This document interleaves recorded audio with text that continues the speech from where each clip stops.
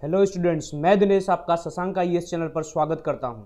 और मैं आज आपके लिए डेली की तरह आज एक ज़बरदस्त टॉपिक लेकर आया हूं जिसको कहा जाता है पार्लियामेंट यानी संसद। संसद से पहले हमने बताया राज्य के 3 स्तंभ, विधायिका, कार्यपालिका, न्यायपालिका।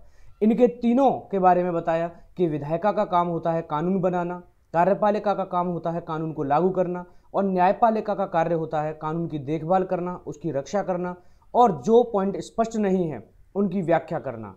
और विधायिका 2 तरह की होती है, एक होती है संघ की विधायिका और एक होती है राज्य की विधायिका। संघ की विधायिका का कार्य होता है पूरे देश के लिए कानून बनाना और पूरे देश के लिए कानून बनाती है संसद, यानी संसद ही संघ की विधायिका है। हमने लास्ट क्लास में संसद के बारे में पढ़ा, संसद की सीटों के बारे में पढ़ा, संसद का स्ट्रक्चर पढ़ा और संसद कैसे कैसे कार्य करती है वो पढ़ा। आज हम संसद का नया सेगमेंट लेकर आए हैं, तो देखते हैं आज संसद में क्या पढ़ना है। सबसे पहले सभी स्टूडेंट जिसको भी अगर पूरा डिटेल बैच चाहिए इंडियन पॉलिटी एंड कॉन्स्टिट्यूशन का, UPSC prelims, mains, state PSC या किसी भी स्टेट एग्जाम के लिए या किसी भी एग्जाम के लिए, तो आज ही प्ले स्टोर से शशांक आईएएस एप्लीकेशन डाउनलोड करें। और शशांक आईएएस एप्लीकेशन डाउनलोड करने के बाद आज ही केवल 799 रुपये में इंडियन पॉलिटी पढ़ सकता है। शशांक सर हिस्ट्री पढ़ा रहे हैं 999 में, सुदीप सर साइंस पढ़ा रहे हैं 499 में। तो इतनी कम फीस में इतना बेहतरीन बैच है। आइए चलिए देखते हैं क्या पढ़ना है। सबसे पहले हमने संविधान के 3 स्तंभ पढ़ाए, उसके बाद विधायिका के बारे में विवरण दिया, उसके बाद कार्यपालिका के बारे में बताया, उसके बाद न्यायपालिका के बारे में बताया और उसके बाद शुरू किया संसद। संसद हमने ब्रिटेन से लिया है, भारतीय संविधान के भाग 5 में अनुच्छेद 79 में इसे दिया हुआ है। संसद के 3 भाग होते हैं। असल में संसद के 2 सदन होते हैं, लोकसभा और राज्यसभा, लेकिन इसके 3 भाग होते हैं, राष्ट्रपति, लोकसभा और राज्यसभा। क्योंकि बिना राष्ट्रपति के साइन के किसी भी विधेयक को अधिनियम नहीं बनाया जा सकता, इसलिए राष्ट्रपति संसद का अभिन्न अंग होता है। तो आइए देखते हैं, जो हमने सबसे पहले उसके फैक्ट्स बताए और फैक्ट के बाद संसद का पूरा स्ट्रक्चर बताया कि निम्न सदन कौन सा होता है, उच्च सदन कौन सा होता है। आपने सुना होगा लोअर हाउस ऑफ पार्लियामेंट, संसद का निम्न सदन। आपने सुना होगा संसद का उच्च सदन, आपने सुना होगा संसद का अस्थायी सदन, संसद का स्थायी सदन, जनता का सदन और राज्यों की परिषद। ये बहुत इंपॉर्टेंट है। उसके बाद हमने संसद और विधानमंडल का कंपेयर किया और पूरा बताया कि ये ब्रिटेन का कॉन्सेप्ट है जो कि हमने अपने संविधान में लिया है। इसके बाद हमने इनके बारे में इनके बारे में डिफरेंसेस बताए और डिफरेंसेस के बाद हमने इनके बारे में सीटें बताई कि लोकसभा में 552 सीटें हैं, लेकिन वर्तमान में लोकसभा में 545 सदस्य हैं, क्योंकि 7 सीट खाली होती हैं और उसका पूरा कॉन्सेप्ट बताया। अगर आपके सामने प्रश्न आता है कि लोकसभा में अधिकतम सीटों की संख्या कितनी हो सकती है, तो लोकसभा में अधिकतम निर्वाचित सदस्यों की संख्या 550 हो सकती है। प्रश्न आए लोकसभा में अधिकतम कितने निर्वाचित सदस्य हैं, तो 543। तो आइए देखते हैं।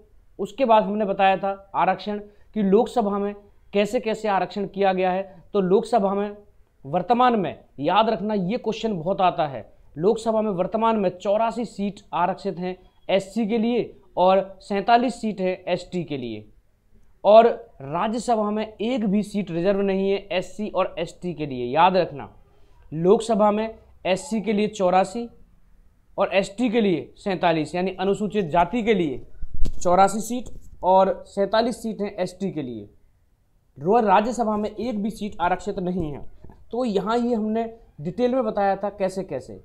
और अगर कोई क्वेश्चन पूछ ले कि लोकसभा के सीटों का विवरण कहाँ पर दिया है, किस अनुसूची में दिया है, तो लोकसभा के सीटों का विवरण किसी भी अनुसूची और किसी भी अनुच्छेद में नहीं दिया है। लोकसभा की सीटों का विवरण पीपल रिप्रेजेंटेशन एक्ट 1951 में दिया हुआ है, 1951 अधिनियम में दिया हुआ है। राज्यसभा की सीटों का विवरण 4th अनुसूची में दिया हुआ है, जो हम डिटेल में डिस्क्राइब कर चुके हैं। आइए देखते हैं, अब स्टार्ट करते हैं। अगर आपको लोकसभा का सदस्य बनना है, अगर आपको सांसद बनना है, तो लोकसभा सांसद बनने के लिए क्या योग्यता होनी चाहिए, यानी लोकसभा के सदस्य बनने के लिए क्या योग्यता होनी चाहिए। तो सबसे पहले भारत का नागरिक होना चाहिए। याद रखना, सबसे पहला है भारत का नागरिक होना चाहिए। दूसरा है पागल एवं दिवालिया नहीं होना चाहिए। तीसरा है किसी भी लाभ के पद पर नहीं होना चाहिए। और चौथा है 25 वर्ष की आयु होनी चाहिए। आइए देखते हैं। सबसे पहले, अगर आप भारत के नागरिक हो तो ही लोकसभा का चुनाव लड़ सकते हो। कोई विदेशी हमारी संसद में बैठकर हमारे लिए कानून नहीं बना सकता। पहली बात आपको स्पष्ट होनी चाहिए कि लोकसभा का चुनाव लड़ने के लिए भारत का नागरिक होना जरूरी है। दूसरा है, पागल एवं दिवालिया नहीं होना चाहिए। पागल का अर्थ है कोई पागल कैसे कानून बना सकता है, कोई पागल कैसे संसद में बैठ सकता है, तो पागल नहीं होना चाहिए। उसके बाद है दिवालिया। दिवालिया का अर्थ है इंसॉल्वेंट। तो दिवालिया का अर्थ है जो बैंक से कर्जा ले लेते हैं और कर्जा नहीं चुका पाते हैं। जब कर्जा नहीं चुकाते हैं उसके बाद उन पर एफआईआर होती है, मामला न्यायालय में जाता है, न्यायालय जांच करता है। जब न्यायालय पाता है कि इसके पास कुछ नहीं है तो उसके बाद न्यायालय उसे दिवालिया घोषित कर देता है। आपने बैंक का पैसा नहीं लिया, आपने देश की जनता का पैसा लिया है और जनता का पैसा लेकर भाग गए हो, उसे दिवालिया कहते हैं। तो दिवालिया होने पर भी आप लोकसभा का चुनाव नहीं लड़ सकते।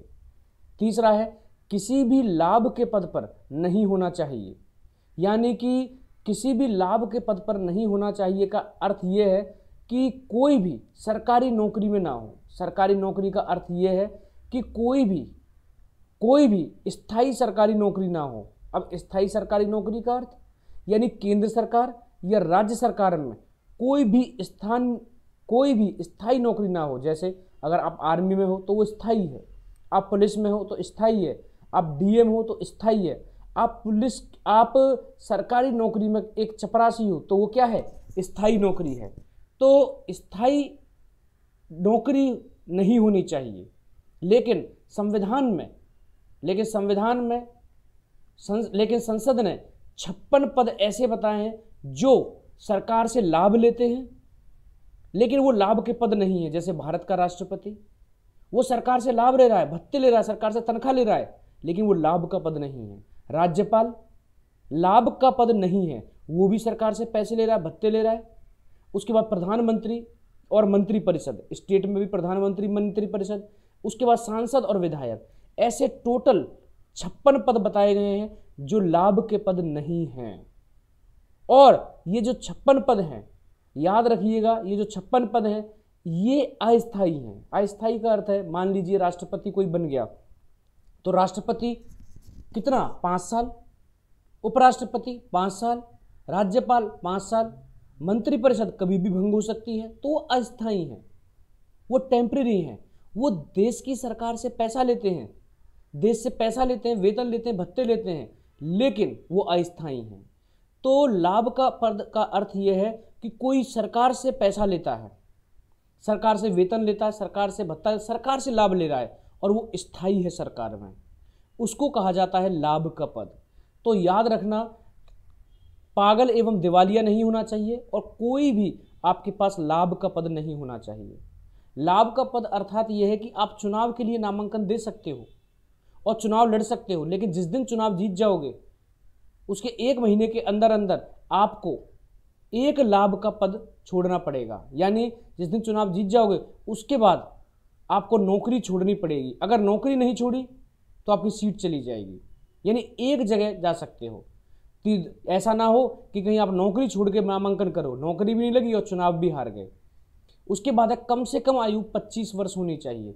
तो लोकसभा का सदस्य बनने के लिए आयु कम से कम 25 वर्ष होनी चाहिए। अगर आप इन कंडीशंस पर फिट बैठते हो तो आप चुनाव लड़ सकते हो। और चुनाव कैसे लड़ोगे? सबसे पहले निर्वाचन आयोग नोटिफिकेशन जारी करता है, यानी लोकसभा चुनाव, विधानसभा चुनाव। निर्वाचन आयोग जब लोकसभा का चुनाव होता है उससे पहले एक नोटिफिकेशन जारी करता है कि इतनी तारीख से इतनी तारीख तक इस क्षेत्र में, इतनी तारीख से इतनी तारीख तक इस राज्य में, इतनी तारीख से इतनी तारीख तक इस राज्य में जो नामांकन कर सकते हैं। उसके बाद आप नामांकन करने जाओगे, नामांकन में निर्वाचन आयोग आपको एक चुनाव चिन्ह देगा, या फिर आप किसी पार्टी की टिकट पर जाते हो तो चुनाव चिन्ह तय होता है और उसके बाद आप चुनाव लड़ सकते हो। उसके बाद आप क्या करोगे? उसके बाद आप प्रचार करोगे अपना, जिससे कि आपको लोग जाने और लोग वोट दें। उसके लिए आपको बोलना आना चाहिए। याद रखना, चुनाव लड़ने के लिए आपको बोलना आना चाहिए। और अगर आपके पास पैसा है और बोलना भी आता है तो आप आराम से जीत जाओगे। हालांकि ये टफ है क्योंकि सबके पास पैसा होता है, सबको बोलना आता है, लेकिन अद्भुत कला बोलने की किसी किसी के पास होती है। जैसे कि 2014 चुनाव में देखा, हमारे वर्तमान के प्रधानमंत्री मोदी को बोलना आता था। देखा होगा मेरे भाइयों और बहनों, केसरिया रंग का साफा, कोई शीशा नहीं, कोई बुलेट प्रूफ शीशा नहीं, पूरा इतना जबरदस्त बोलते थे। उसके बाद आप देखिए, अब हमारी जो सोनिया गांधी हैं, वो उनको इंग्लिश टंग है, वो अच्छी तरह हिंदी नहीं बोल पाती हैं। मनमोहन सिंह नहीं बोल पाते थे, राहुल गांधी बोल पाते हैं लेकिन फिर भी मोदी की तरह नहीं बोल पाते। तो बोलना आता है और आपके पास पैसा है तो आप चुनाव जीत सकते हो। तो वो व्यवहार की बात है, लेकिन हम संविधान के तहत देखें तो लोकसभा के सदस्यों की जो योग्यता है वो है भारत का नागरिक होना चाहिए, पागल और दिवालिया ना हो, लाभ के पद पर ना हो, 25 साल आयु होनी चाहिए। अब मान लीजिए आपने नामांकन कर दिया, अब होगा चुनाव, निर्वाचन। इसके सभी अनुच्छेद हम एक साथ संसद के बाद पढ़ा देंगे, यानी लोकसभा जब खत्म होगी तो इसके सारे आर्टिकल्स एक साथ पढ़ा देंगे। अब बात आती है कि लोकसभा सदस्यों का निर्वाचन कैसे होता है, लोकसभा के सदस्य कैसे चुने जाते हैं। तो याद रखना, लोकसभा का निर्वाचन में जनता प्रत्यक्ष रूप से कैंडिडेट को वोट करती है, यानी जब लोकसभा का इलेक्शन होता है तो जनता वोट देती है।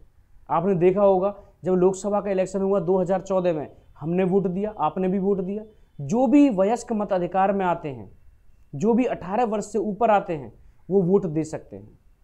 तो लोकसभा इलेक्शन में जनता वोट करती है, और जब जनता वोट करती है तो वो प्रत्यक्ष निर्वाचन होता है। हम लोकसभा निर्वाचन में अपने सांसदों को, अभी हमने सरकार नहीं बनाई है, अपने सांसदों को प्रत्यक्ष रूप से निर्वाचित करते हैं, और उस प्रक्रिया को कहा जाता है फर्स्ट पास्ट द पोस्ट।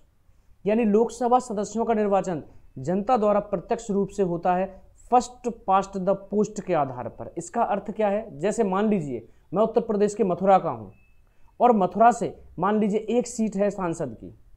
अब इस सीट पर कई सारे कैंडिडेट चुनाव लड़ेंगे या नहीं लड़ेंगे? 25 से 30 कैंडिडेट चुनाव लड़ेंगे। कोई बीजेपी का होगा, कोई कांग्रेस का होगा, कोई समाजवादी पार्टी का होगा, कोई बसपा का होगा, कोई निर्दलीय तो होगा। अब एक सीट है दिल्ली की लोकसभा की, उस पर इतने सारे कैंडिडेट चुनाव लड़ते हैं।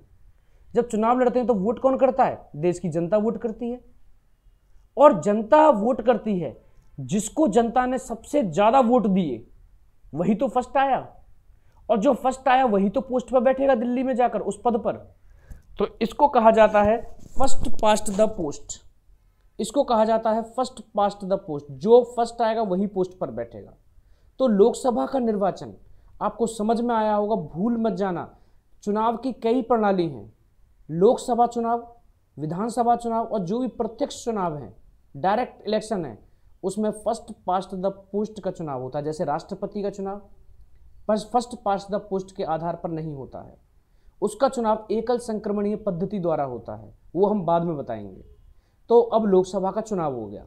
जैसे ही लोकसभा का चुनाव हुआ, लोकसभा निर्वाचन के बाद राष्ट्रपति बहुमत प्राप्त दल के नेता को प्रधानमंत्री नियुक्त करता है। याद रखना, जैसे ही लोकसभा का इलेक्शन होता है, इलेक्शन कमीशन अपनी फाइनल रिपोर्ट भारत के राष्ट्रपति को देता है, क्योंकि देश की सरकार बनने वाली है, देश का चुनाव है। तो इलेक्शन कमीशन उस रिपोर्ट को किसको देगा?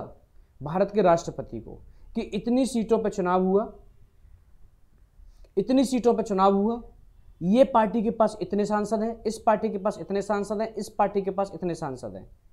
अब राष्ट्रपति जो बहुमत प्राप्त है, मान लो बीजेपी के पास 272 से ज्यादा सीटें आ गई, उसको बहुमत मिल गया, तो राष्ट्रपति बहुमत प्राप्त दल को बुलाता है और बहुमत प्राप्त दल से पूछता है तुम्हारा नेता कौन है। तो बहुमत प्राप्त दल का जो अध्यक्ष होता है वो बताता है हमारा नेता ये है। जैसे 2014 में लोकसभा इलेक्शन हुआ, राष्ट्रपति ने बहुमत प्राप्त दल यानी बीजेपी से पूछा कि तुम्हारा नेता कौन है। अब बीजेपी ने कहा हमारा नेता है मोदी, और उसके बाद राष्ट्रपति बहुमत प्राप्त दल के नेता को प्रधानमंत्री नियुक्त करता है। भूल मत जाना, वेरी वेरी इंपॉर्टेंट। यानी राष्ट्रपति बहुमत प्राप्त दल के नेता को प्रधानमंत्री नियुक्त करता है। अब राष्ट्रपति ने प्रधानमंत्री नियुक्त कर दिया, शपथ दिला दी। जैसे ही शपथ दिलाई, उसके बाद राष्ट्रपति प्रधानमंत्री से पहले ही कह देता है कि अपनी मंत्री परिषद के नाम साथ लाना। कि किसको कौन कौन सा मंत्री बनाना है। तो राष्ट्रपति ने पहले प्रधानमंत्री नियुक्त किया और प्रधानमंत्री की सिफारिश पर मंत्री परिषद को नियुक्त करता है। रक्षा मंत्री, गृह मंत्री, स्वास्थ्य मंत्री, शिक्षा मंत्री, रेल मंत्री। तो राष्ट्रपति पहले प्रधानमंत्री को नियुक्त करता है और प्रधानमंत्री की सिफारिश पर मंत्री परिषद को नियुक्त करता है। याद रखना, ये बहुत इंपॉर्टेंट है। सीधा क्वेश्चन आएगा कि प्रधानमंत्री को नियुक्त कौन करता है, तो राष्ट्रपति। दूसरा क्वेश्चन आएगा, गृह मंत्री को नियुक्त कौन करता है, राष्ट्रपति। शिक्षा मंत्री को कौन नियुक्त करता है, राष्ट्रपति। सारे मंत्रियों को राष्ट्रपति नियुक्त करता है, लेकिन प्रधानमंत्री की सिफारिश पर।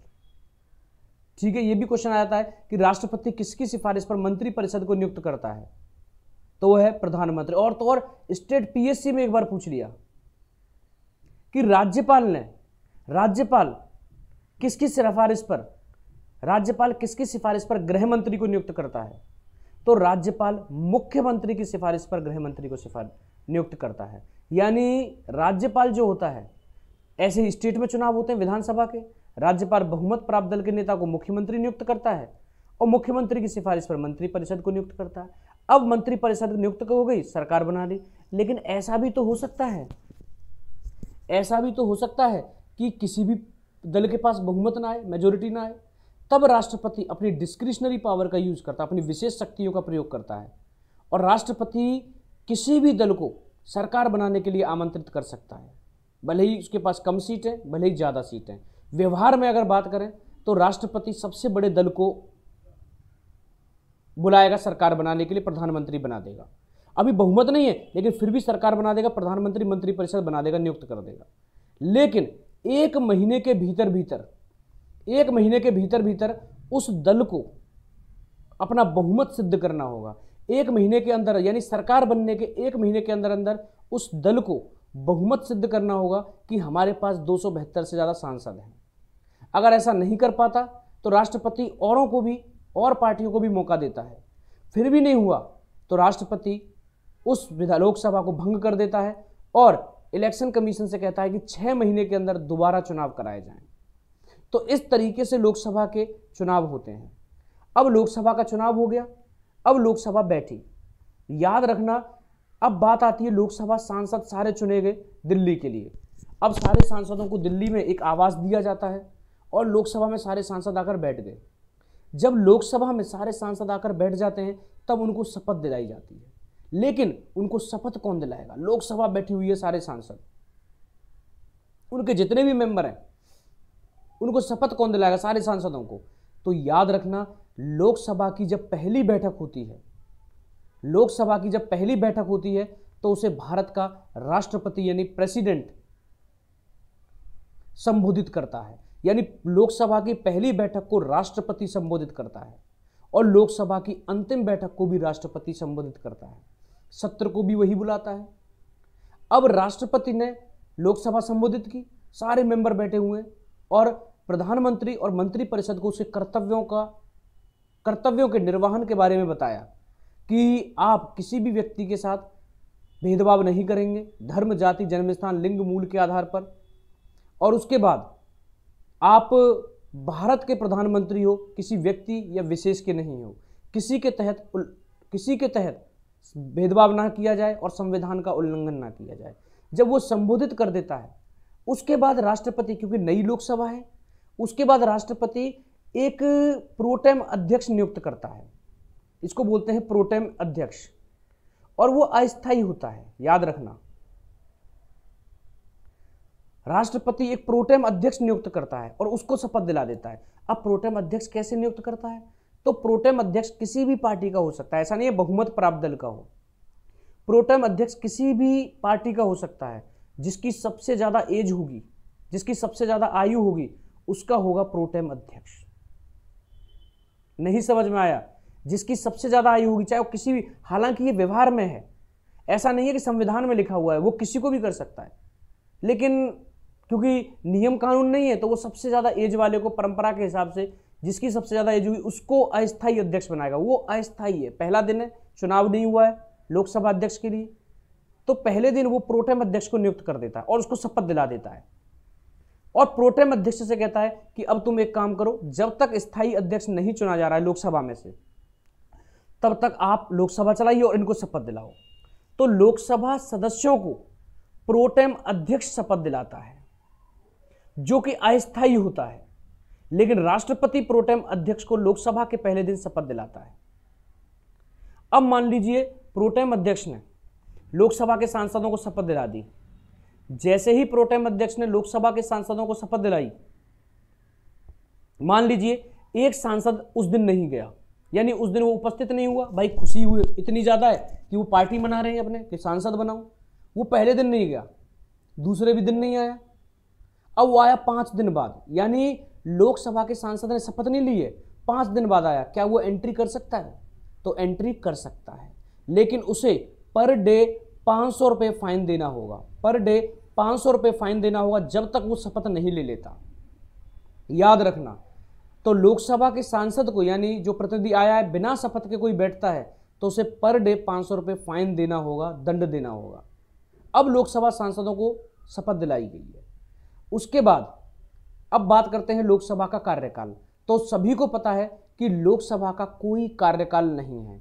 अगर हम बात करें लोकसभा के अधिकतम कार्यकाल की, तो लोकसभा का अधिकतम कार्यकाल होता है 5 वर्ष, 5 ईयर। लोकसभा का अधिकतम कार्यकाल 5 वर्ष होता है, 5 ईयर। और अगर पूछे मिनिमम, तो न्यूनतम कोई कार्यकाल नहीं, संविधान में कोई जिक्र नहीं है। आज सरकार का बहुमत खत्म हो जाएगा, लोकसभा आज भंग हो जाएगी, कल खत्म होगा, कल हो जाएगी, कभी भी हो सकती है। अटल बिहारी वाजपेयी 1998 में केवल 13 दिन सरकार चला पाए थे, 1 सीट की कमी से लोकसभा भंग हो गई थी। तो 5 साल बाद तो होती है, पहले भी हो सकती है। तो लोकसभा का कार्यकाल संविधान में जिक्र नहीं है, लेकिन अधिकतम 5 वर्ष है। अब ये लोकसभा का कार्यकाल हो गया। अब मान लीजिए लोकसभा चल रही है और लोकसभा के किसी सांसद को त्यागपत्र देना है, तो वो पूछा जाएगा पेपर में कि भाई लोकसभा सांसद किसको रिजाइन देते हैं। तो आपको ये नहीं करना, सीधा राष्ट्रपति लगाते हैं बहुत सारे छूट के। भाई उनका अध्यक्ष बन चुका है ना, अब लोकसभा अध्यक्ष बन चुका है, तो सांसद लोकसभा अध्यक्ष को रिजाइन देंगे, लोकसभा के स्पीकर को रिजाइन देंगे।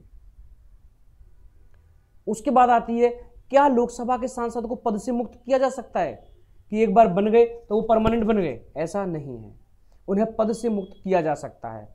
अगर कोई लोकसभा का सांसद, याद रखना बहुत इंपॉर्टेंट है, अगर कोई लोकसभा सांसद 60 दिन या उससे अधिक अनुपस्थित हो जाए, यानी कोई भी सांसद लगातार 60 दिन बिना कारण बताए एब्सेंट हो जाए, तो उसे पद से मुक्त किया जा सकता है। भूल मत जाना, ये बहुत वीवीआईपी क्वेश्चन है, बहुत इंपॉर्टेंट है। अगर कोई सांसद लगातार 60 दिन 60 डेज अनुपस्थित हो जाए, अब इसमें 2 महीने भी आ सकता है ऑप्शन में, 2 महीने नहीं है, क्योंकि 2 महीने में तो 31 दिन भी हो सकते हैं, 61 दिन भी हो सकते हैं, 59 भी हो सकते हैं। तो लोकसभा का कोई भी सांसद लगातार 60 दिन अनुपस्थित हो जाए तो उसे पद से मुक्त किया जा सकता है। या फिर दल बदल कानून के आधार पर 10वीं अनुसूची 52वें संविधान संशोधन 1985 द्वारा जोड़ी गई थी। कोई भी सदस्य दल बदल लेता है, पार्टी चेंज कर लेता है, तो उसे भी दल बदल कानून के आधार पर पद से मुक्त किया जा सकता है।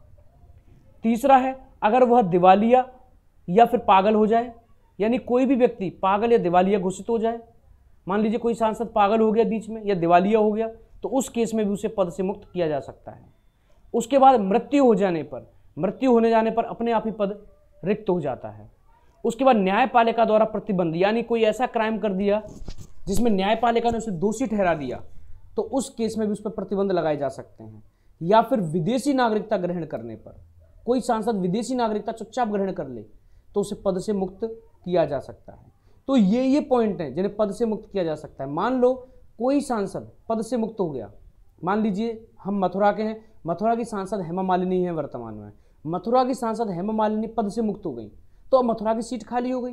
तो अब इलेक्शन कमीशन को, अब वो सीट इलेक्शन कमीशन को 6 माह में भरनी होगी, 6 महीने के अंदर वहां उपचुनाव कराना पड़ेगा। आपसे सुना होगा उपचुनाव होते हैं हमारे देश में, इलेक्शन के बाद होते हैं, लेकिन उपचुनाव क्या होते हैं? जब कोई सीट खाली रह जाती है या किसी की मृत्यु हो जाए तब होते हैं उपचुनाव।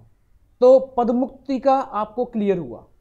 तो ये मैंने पढ़ाया अब तक लोकसभा सांसदों के बारे में कि लोकसभा का चुनाव कैसे होता है, कार्यकाल क्या होता है, किसको त्यागपत्र देते हैं, शपथ कैसे दिलाई जाती है। अब हम बात करते हैं लोकसभा में जो ऊपर बैठता है, जिसको कहा जाता है लोकसभा अध्यक्ष। बहुत बहुत इंपॉर्टेंट है लोकसभा अध्यक्ष।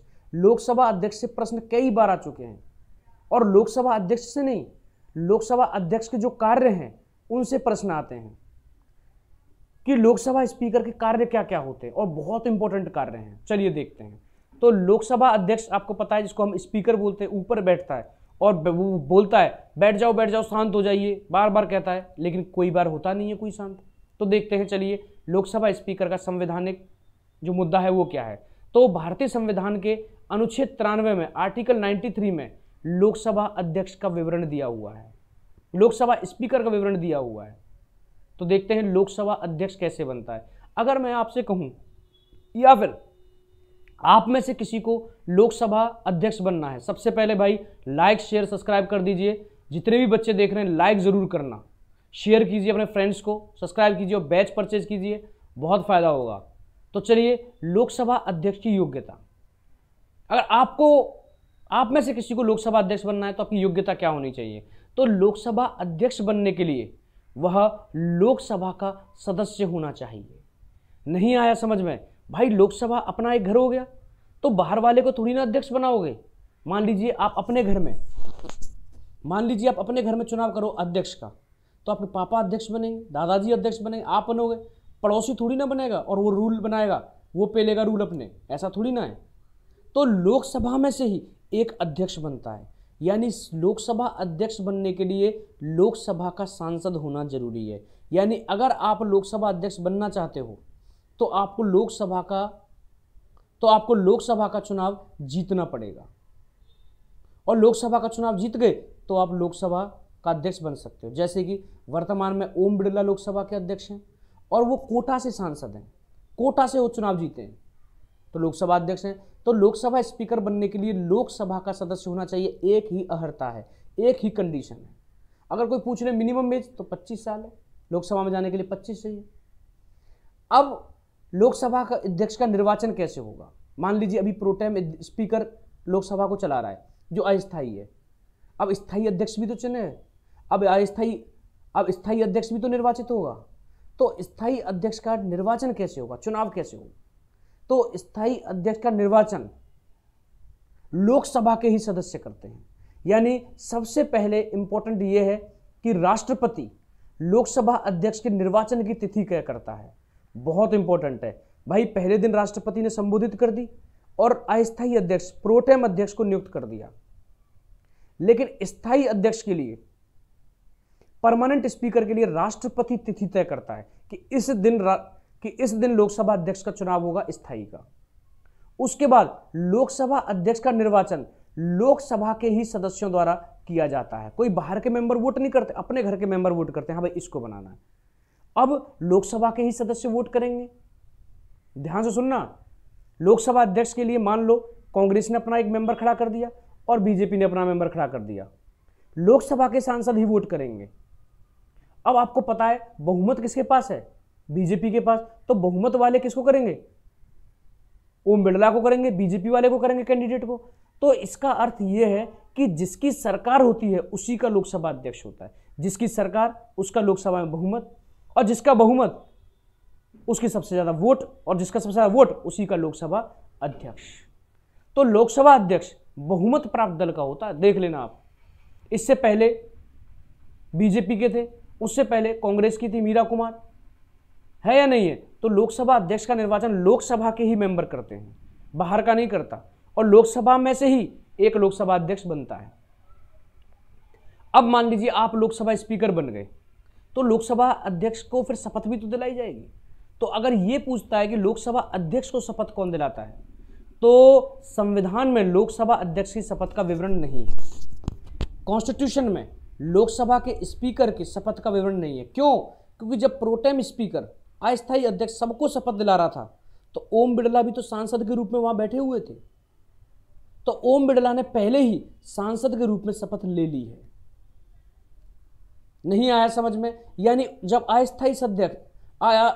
अस्थायी अध्यक्ष प्रोटेम स्पीकर शपथ दिला रहे थे सारे सांसदों को, तो ओम बिरला ने सांसद के रूप में पहले ही शपथ ले ली है, उसके बाद दोबारा शपथ नहीं होगी। प्रोटेम स्पीकर को राष्ट्रपति दिलाता है। अब शपथ हो गया, तो संविधान में लोकसभा अध्यक्ष की शपथ का विवरण नहीं है, याद रखना। अब आती है कार्यकाल कि लोकसभा अध्यक्ष का कार्यकाल कितना होता है। तो लोकसभा अध्यक्ष का कार्यकाल होता है अगली लोकसभा की पहली बैठक तक। यह लाइन आपको समझनी होगी। लोकसभा अध्यक्ष का कार्यकाल 5 वर्ष नहीं होता कि लोकसभा का कार्यकाल अधिकतम 5 साल है तो उसका भी होगा, ऐसा नहीं है। लोकसभा अध्यक्ष का कार्यकाल होता है अगली लोकसभा की पहली बैठक तक। मान लीजिए अब लोकसभा भंग हो गई, सरकार गिर गई या 5 साल हो गए, तो जब चुनाव होगा अगली लोकसभा का, नई सरकार बनेगी और जब पहला दिन होगा तब लोकसभा अध्यक्ष उसको चार्ज देगा कि भाई अब तुम संभालो। तो अगली लोकसभा की पहली बैठक तक लोकसभा अध्यक्ष का कार्यकाल होता है। अब बात आती है लोकसभा अध्यक्ष की अनुपस्थिति, यानी मान लीजिए ये है लोकसभा, मान लीजिए ये है लोकसभा स्पीकर, मान लीजिए ये लोकसभा अध्यक्ष है, मान लीजिए ये लोकसभा अध्यक्ष है, और मान लीजिए लोकसभा अध्यक्ष है, मान लीजिए आज लोकसभा अध्यक्ष अपना त्यागपत्र दे देते हैं, छोड़कर चले जाते हैं, या लोकसभा अध्यक्ष अमेरिका चले जाते हैं घूमने के लिए, तो उनका कार्यभार कौन संभालेगा? तो लोकसभा में ही संभालेगा। और लोकसभा में एक होता है डेप्यूटी स्पीकर यानी उपाध्यक्ष, उपाध्यक्ष कार्यभार संभालता है। तो लोकसभा अध्यक्ष की अनुपस्थिति में उपाध्यक्ष कार्यभार संभालता है। Very very very important. नहीं आया समझ में? तो लोकसभा अध्यक्ष की अनुपस्थिति में अध्यक्ष कार्यभार संभालता है, भूल मत जाना।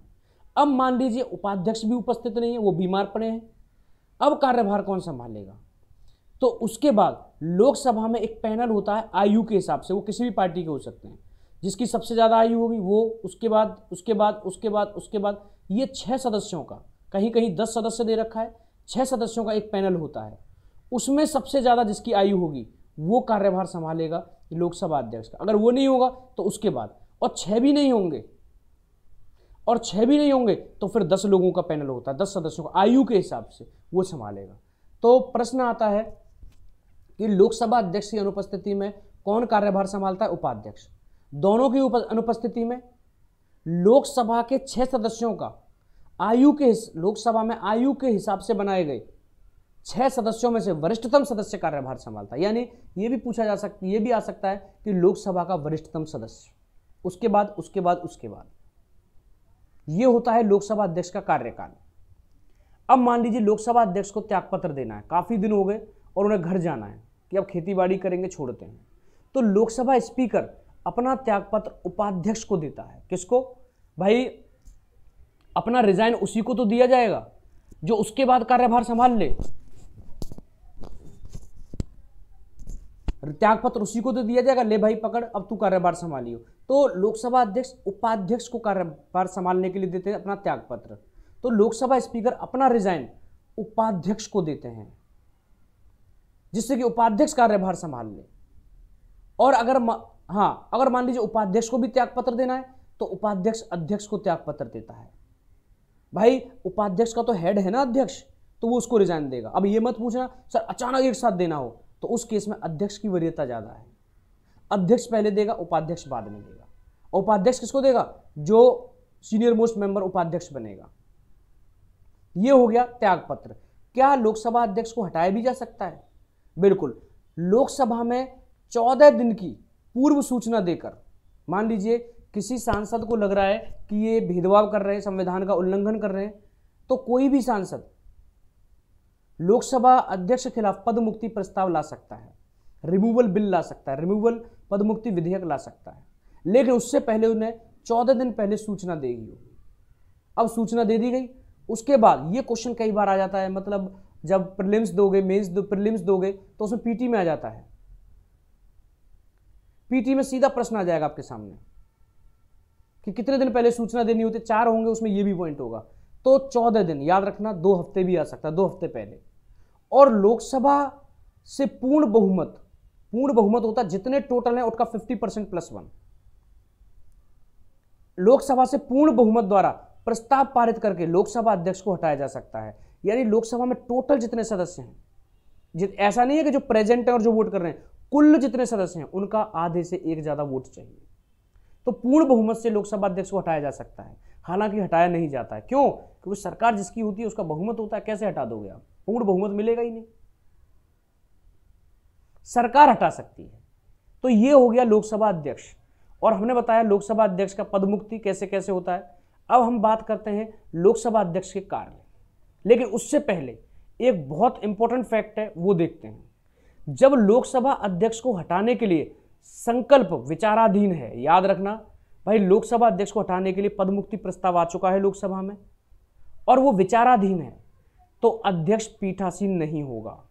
तो जो अध्यक्ष होगा वो पीठासीन नहीं होगा, याद रखना, ये बहुत इंपॉर्टेंट पॉइंट। वो अध्यक्ष के रूप में कार्य नहीं करेगा। यानी मान लीजिए ओम बिड़ला के खिलाफ अब एक संकल्प आ जाए, पद मुक्ति प्रस्ताव आ जाए, और जब तक वो विचाराधीन है, जब तक उसमें कार्यवाही चल रही है, तब तक वो अध्यक्ष के रूप में कार्य नहीं कर सकते, वो कोटा के सांसद वाली सीट पर बैठेंगे। तो अध्यक्ष पीठासीन नहीं हो सकता, किंतु उसे लोकसभा में बोलने और उसकी कार्यवाही में भाग लेने का अधिकार होगा। लेकिन वो लोकसभा में बोलने और उसकी कार्यवाही में भाग लेने का अधिकार होगा। ऐसी स्थिति में उसे मत देने का भी अधिकार होगा, और ऐसी स्थिति में कोई बिल पास हो रहा है मान लीजिए, तो वो वोट भी दे सकते हैं। अभी उन पर दोष सिद्ध नहीं हुआ है, अभी उन्हें हटाया नहीं गया है। तो ऐसी स्थिति में उन्हें मत देने का अधिकार होगा, वोट देने का अधिकार होगा। लेकिन अगर मान लीजिए मत बराबर हो जाएं, तब वो वोट नहीं कर सकते, क्योंकि लोकसभा अध्यक्ष की एक पावर होती है कास्टिंग वोट, निर्णायक मत। जब लोकसभा में किसी भी विधेयक पर मत बराबर हो जाते हैं, ना पास हुआ ना फेल, तब लोकसभा अध्यक्ष आता है और वोट बटन दबा देता है, उसको बोलते हैं निर्णायक मत। लेकिन अब तो वो पीठासीन है ही नहीं, तो वो निर्णायक मत नहीं दे सकता, लेकिन विधेयक पर वोट कर सकता है। ये बहुत इंपॉर्टेंट है, यहीं से प्रश्न आएगा, अगर आएगा तो देखना पीटी में, प्रीलिम्स में अगर पूछा जाएगा तो यहीं से घुमा फिरा के पूछेगा कि जब लोकसभा अध्यक्ष को हटाने के लिए संकल्प विचाराधीन है, तो क्या लोकसभा अध्यक्ष की पद पर क्या फर्क पड़ेगा?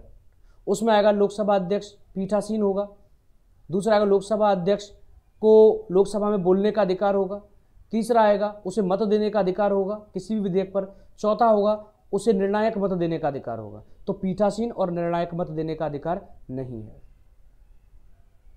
एकदम सिंपल है। अगर ये पॉइंट किसी को क्लियर नहीं हुआ तो पर्सनल मुझे मैसेज करके क्लियर कर ले, या फिर ग्रुप में डाल दे। चलिए आइए, अब सबसे इंपॉर्टेंट जो है वो है लोकसभा अध्यक्ष के कार्य, यानी इस फंक्शन ऑफ लोकसभा स्पीकर। कि लोकसभा अध्यक्ष ऊपर बैठता है तो वो बस यही बोलता रहता, आप बोलिए, हाँ आप बैठ जाइए, क्या यही कार्य है? ऐसा नहीं है। बहुत महत्वपूर्ण है, वेरी वेरी इंपॉर्टेंट। लोकसभा अध्यक्ष के कार्य क्या होते हैं? सबसे पहले लोकसभा की गरिमा बनाए रखना। लोकसभा की गरिमा बनाए रखना, इसका अर्थ यह है कि लोकसभा में सभी सांसदों को बोलने का मौका देना, चाहे वो विपक्ष हो, चाहे वो पक्ष हो, चाहे वो निर्दलीय हो। उसके बाद कई बार लोकसभा में हंगामा हो जाता है तो उनको शांत करना। अगर वो शांत नहीं होते तो वो मार्शल, उसके पास एक बटन होती है, वो मार्शल बुला के उन्हें बाहर भी कर सकता है, उन्हें सस्पेंड भी कर सकता है। तो लोकसभा की गरिमा बनाए रखना, लोकसभा की गरिमा बनाए रखना, ये लोकसभा अध्यक्ष का पहला कार्य है। दूसरा, लोकसभा की कार्यवाही के लिए नियम बनाना एवं उसका निर्णय अंतिम होगा। यानी लोकसभा की जो भी कार्यवाही होगी, कितने बजे लोकसभा आएगी, कितने बजे लंच होगा, कैसे कैसे लोकसभा कार्य करेगी, इसके संचालन के नियम बनाना लोकसभा स्पीकर का कार्य होता है, और उसी का निर्णय अंतिम होता है, याद रखना। उसके बाद सबसे मेन आ रहा है, लोकसभा की गणपूर्ति निश्चित करता है। गणपूर्ति को इंग्लिश में बोलते हैं कोरम।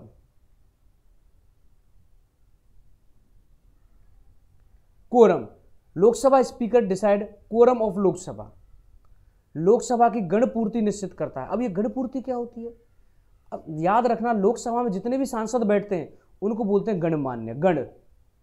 तो गणपूर्ति यानी गण पूरे हैं या नहीं, यही तो है। आइए देखते हैं इसके बारे में, क्या होता है गणपूर्ति। देखिए, गणपूर्ति का डेफिनेशन अगर परिभाषा देखें तो यह है लोकसभा को चलाने के लिए न्यूनतम सदस्यों की संख्या कितनी होनी चाहिए, वो डिसाइड करता है लोकसभा स्पीकर। गणपूर्ति का अर्थ है लोकसभा को चलाने के लिए डेली कितने सदस्य कम से कम उपस्थित होने चाहिए, और वो है कुल कुल सदस्यों का 1/10। अब कुल सदस्य कितने हैं, तो कुल सदस्य कितने हैं वर्तमान में 545, गुणा 1/10 कर दीजिए तो कितना आ गया 55। यानी लोकसभा को चलाने के लिए डेली 55 सदस्य उपस्थित होने चाहिए। इसको भूल मत जाना यार। अगर इससे कम आएंगे तो लोकसभा अध्यक्ष लोकसभा का स्थगन कर देगा, उसकी कार्यवाही पर रोक लगा देगा, आज काम नहीं होंगे। मान लीजिए मैं एक ऑफलाइन क्लास में पढ़ा रहा हूं, उसमें 100 बच्चे हैं और बारिश आ गई मान लीजिए ज्यादा, और 100 में से केवल 8 आ पाए, तो मैं क्या पढ़ाऊंगा 8 बच्चों को? मैं बोल दूंगा यार कम जान, कल आना, मैं कोरम लगा दूंगा उसमें। यानी 100 का 1/10, 10 तो कम से कम आने चाहिए, 10 से ऊपर आएंगे तो ही तो पढ़ाऊंगा। तो ऐसे ही लोकसभा की गणपूर्ति निश्चित करता है लोकसभा अध्यक्ष।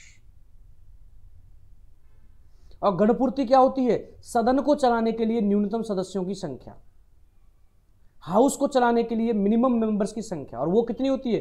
कुल का 1/10। और कुल कितने मेंबर हैं? 545 का 1/10 55 सदस्य। 55 सदस्य, ये भी प्रश्न आ सकता है लोकसभा की गणपूर्ति कितनी है? 55 डेली उपस्थित होने चाहिए। क्लियर हुआ? गणपूर्ति भूल मत जाना। गण पूरे हैं या नहीं वो देखता है तो चलाएगा, नहीं है तो वो स्थगित कर देगा।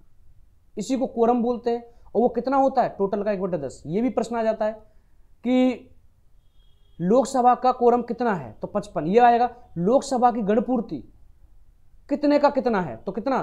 कुल का 1/10। और ये क्या होता है?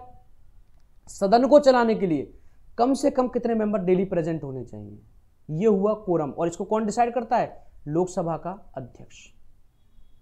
आइए नेक्स्ट, तो आप यहां देख सकते हो कोरम का अर्थ है, गणपूर्ति का अर्थ है सदन को चलाने के लिए न्यूनतम सदस्यों की संख्या, जो कि कुल सदस्यों का 1/10 होती है। और वो कितनी हो गई? वो हो गई 55। अगर मैं राज्यसभा का गणपूर्ति पूछूं कि राज्यसभा की कोरम कितना है, तो राज्यसभा में 250 सीट है, तो 25, 250 का 1/10। आइए देखते हैं। नेक्स्ट है निर्णायक मत। ये बहुत इंपॉर्टेंट है, याद रखना। निर्णायक मत। निर्णायक मत क्या होता है? निर्णय करने वाला मत। लोकसभा अध्यक्ष के पास निर्णायक मत देने की शक्ति होती है। हाल ही में 2 साल पहले एक मैंने क्वेश्चन पेपर देखा था सुप्रीम कोर्ट असिस्टेंट का, उसमें यह प्रश्न पूछा गया था कि निर्णायक मत देने की शक्ति किसके पास होती है। हालांकि कूट थे 4, लेकिन एक ऑप्शन ही ये था। तो निर्णायक मत देने की शक्ति लोकसभा के स्पीकर के पास होती है, पीठासीन अधिकारी के पास होती है। पीठासीन अधिकारी कौन होता है? लोकसभा अध्यक्ष। यानी ये बोल रहा है, जब मान लीजिए लोकसभा में कोई बिल पास हो रहा है, लोकसभा में कोई विधेयक पास हो रहा है, अब पक्ष में और विपक्ष में मत डलेंगे, वोट डलेंगे। मान लीजिए पास हो गया तो हो गया, उस वक्त स्पीकर अपना वोट नहीं करेगा। फेल हो गया तो हो गया, उस वक्त स्पीकर अध्यक्ष अपना वोट नहीं करेगा। लेकिन मान लो बराबर हो जाए, ना फेल ना पास, तो अटक गया, तब वो निर्णायक मत देता है, पास या फेल। और जब लोकसभा अध्यक्ष के खिलाफ पदमुक्ति प्रस्ताव का संकल्प विचाराधीन है, उस वक्त वो निर्णायक मत नहीं दे सकता। वो विधेयक पर वोट दे सकता है, सांसद वाला, अध्यक्ष वाला मत नहीं दे सकता, निर्णायक मत नहीं दे सकता। ये होता है निर्णायक मत, भूल मत जाना यार। उसके बाद लोकसभा अध्यक्ष संसद की संयुक्त बैठक की अध्यक्षता करता है, जिसे राष्ट्रपति केंद्र सरकार की सिफारिश पर बुलाता है। यह भी बहुत इंपॉर्टेंट है। देखिए, लोकसभा की अध्यक्षता लोकसभा स्पीकर करता है। राज्यसभा की अध्यक्षता यानी राज्यसभा का पीठासीन अधिकारी कौन होता है? राज्यसभा का सभापति। लोकसभा में लोकसभा अध्यक्ष, राज्यसभा में राज्यसभा का सभापति, दोनों अध्यक्षता करते हैं। लेकिन जब संयुक्त बैठक बैठेगी, संयुक्त बैठक का अर्थ है संसद में एक हाउस और है जिसको बोलते हैं ज्वाइंट कॉन्फ्रेंस रूम, संयुक्त बैठक वाला जो सदन है। जब संसद में संयुक्त बैठक बैठेगी यानी लोकसभा और राज्यसभा के सभी सदस्य बैठेंगे, उस वक्त उसकी अध्यक्षता कौन करेगा? तो उस वक्त करेगा लोकसभा स्पीकर। लोकसभा अध्यक्ष संसद की संयुक्त बैठक की अध्यक्षता करता है, भूल मत जाना। लोकसभा अध्यक्ष संसद की संयुक्त बैठक की अध्यक्षता करता है। सिंपल सा क्वेश्चन है और सिंपल सा वे है। यहां से क्लियर हुआ ये? एक सेकंड सर, गेट खुल रहा है।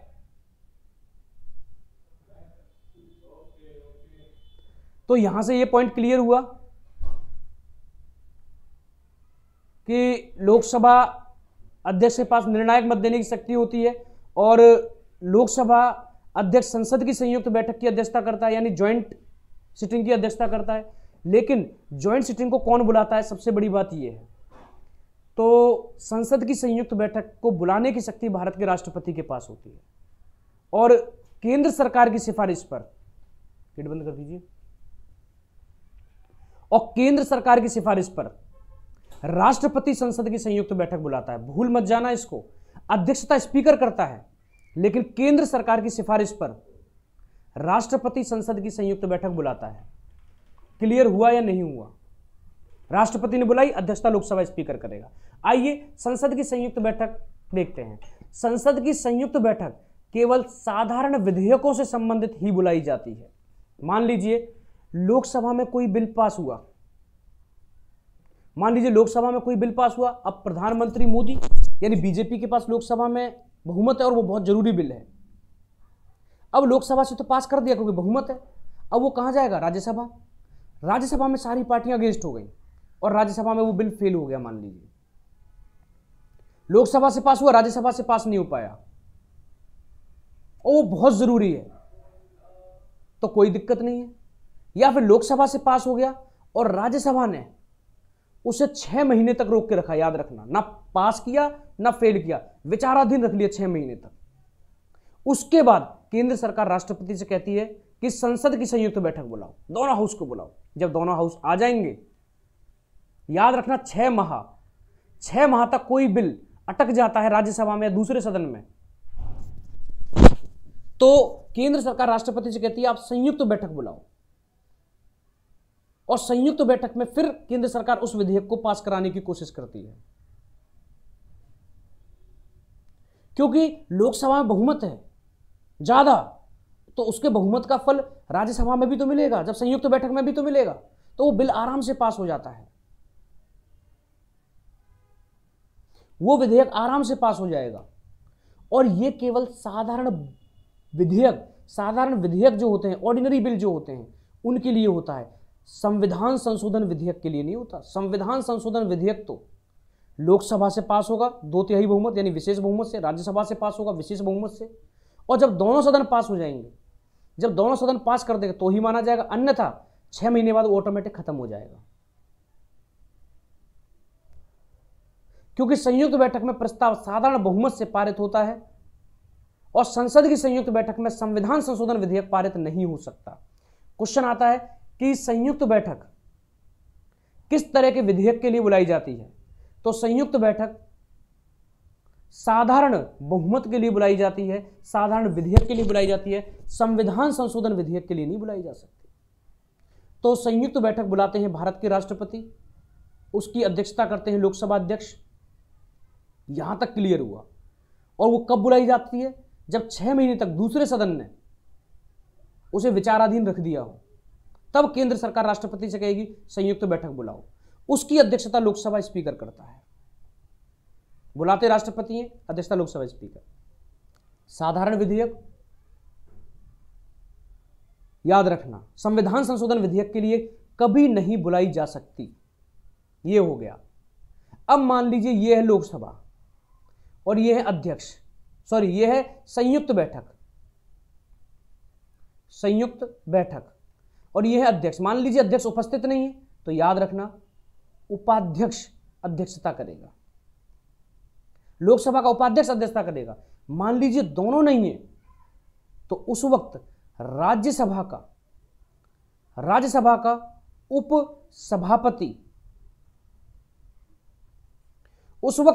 का उपसभापति अध्यक्षता करेगा। यह बहुत इंपॉर्टेंट है।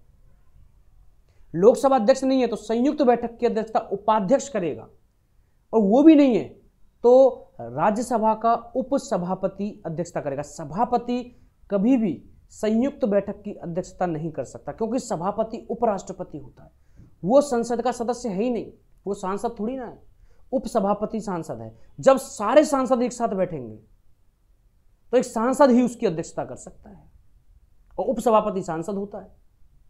तो सभापति को उपराष्ट्रपति होता है, उस संसद का सदस्य नहीं है, इसलिए संयुक्त बैठक की अध्यक्षता सभापति कभी नहीं कर सकता। तो लोकसभा की संयुक्त बैठक की अध्यक्षता लोकसभा स्पीकर करेगा, अध्यक्ष करेगा, उपाध्यक्ष करेगा। वो दोनों नहीं होंगे तो राज्यसभा का उपसभापति करेगा, और वो भी नहीं होंगे तो उसके बाद लोकसभा का सीनियर मोस्ट मेंबर, फिर राज्यसभा का सीनियर मोस्ट मेंबर, इस तरीके से चलती चली जाएगी। लोकसभा अध्यक्ष निश्चित करता है कि विधेयक धन विधेयक है नहीं। आगे हम पढ़ाएंगे कई तरह के विधेयक होते हैं, धन विधेयक, वित्त विधेयक, बजट, संविधान संशोधन विधेयक, साधारण विधेयक, प्राइवेट मेंबरशिप विधेयक। तो लोकसभा अध्यक्ष में एक विधेयक होता है जिसको बोलते हैं धन विधेयक। लोकसभा में एक विधेयक आता है धन विधेयक। सबसे पहले वो राष्ट्रपति की सहमति पे आता है, एक मंत्री ही पेश कर सकता है, और सबसे पहले वो लोकसभा में ही पेश होगा। लोकसभा अध्यक्ष निश्चित करेगा कि ये विधेयक, लोकसभा अध्यक्ष निश्चित करेगा कि ये विधेयक धन विधेयक है या नहीं। तो प्रश्न आता है इनमें से लोकसभा के अध्यक्ष के बारे में कौन सा कथन सही है। तो लोकसभा अध्यक्ष धन विधेयक को निश्चित करता है कि ये धन विधेयक है या नहीं। सरकार कहीं झूठ तो नहीं बोल रही, किसी और बिल को कह के धन विधेयक पास करा दे, इसका याद रखना। उसके बाद है लोकसभा अध्यक्ष के नेता के कहने पर लोकसभा की गुप्त बैठक बुला सकता है, यानी लोकसभा स्पीकर लोकसभा का नेता यानी प्रधानमंत्री के कहने पर एक गुप्त बैठक भी बुला सकता है। उसके बाद दल बदल कानून के आधार पर, ध्यान से सुनना, अगर कोई मेंबर, कोई लोकसभा का सांसद दल बदल ले या कोई निर्दलीय दूसरी पार्टी में चला जाए, दल बदल कानून के आधार पर लोकसभा अध्यक्ष फैसला सुनाता है। कौन सुनाता है? लोकसभा स्पीकर। याद रखना, लोकसभा अध्यक्ष ही पद से मुक्त कर सकता है। तो दल बदल कानून के आधार पर किसने दल बदल किया या नहीं किया, अध्यक्ष सुनाएगा फैसला।